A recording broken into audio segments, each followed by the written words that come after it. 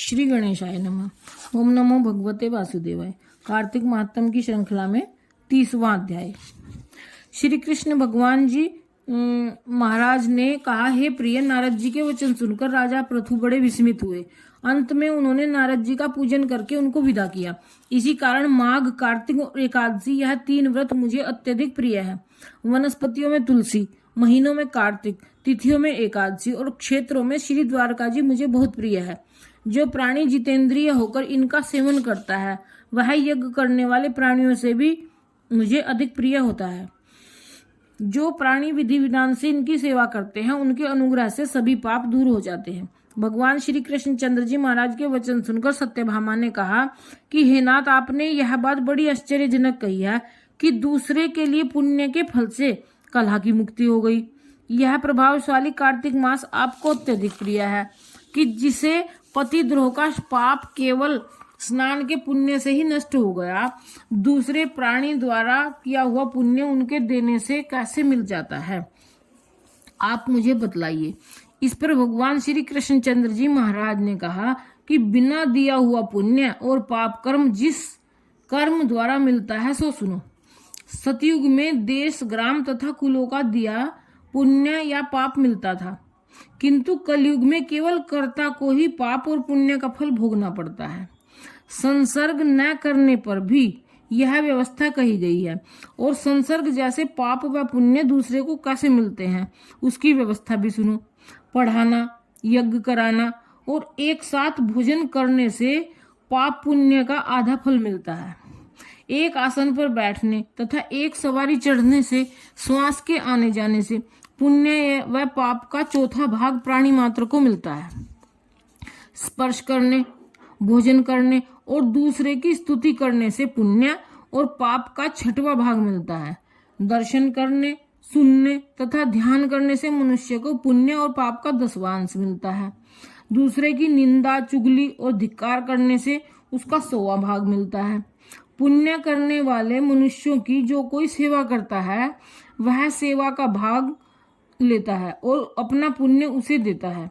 स्त्री, नौकर और शिष्य के अतिरिक्त जो मनुष्य दूसरे से सेवा करवाकर उसको पैसा नहीं देता, तो वह सेवक उसके पुण्य का भागी होता है। पंक्ति में बैठे हुए भोजन करने वालों की पत्तल जो व्यक्ति लांघता है, वह उसको जिसकी की पत्तल उसने लांघी है अपने पुण्य का 6वां भाग दे देता है। स्नान तथा ध्यान आदि करते हुए मनुष्य से जो व्यक्ति बातचीत करता है या उसे स्पर्श करता है, वह अपने पुण्य का 6वां भाग उसे दे डालता है। जो मनुष्य धर्म के कार्य के लिए दूसरों के लिए धन मांगता है, वह पुण्य का भागी होता है। ठीक उसी प्रकार जिस प्रकार दान करने वाला पुण्य का भागी होता है।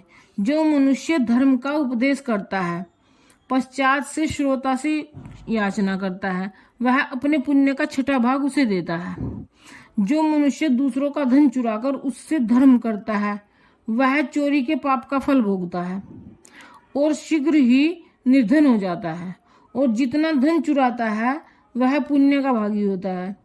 बिना ऋण के उतरे जो मनुष्य मर जाते हैं, उनको ऋण देने वाले सज्जन पुण्य के भागी होते हैं। शिक्षा देने वाला, सलाह देने वाला, सामग्री को जुटाने वाला तथा प्रेरणा देने वाला, यह सब पाप और पुण्य के 6ठे भाग को प्राप्त करते हैं। राजा प्रजा के पाप पुण्य के 6ठ अंश का भागी होता है। गुरु शिष्यों का, पति पत्नी का, पिता पुत्र का, स्त्री पति के किए हुए पुण्य का 6ठा भाग पाती है।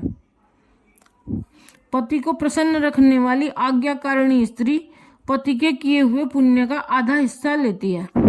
जो पुण्य आत्मा पराये लोगों को दान करता है, वह उनके पुण्य का 6ठा भाग प्राप्त करता है।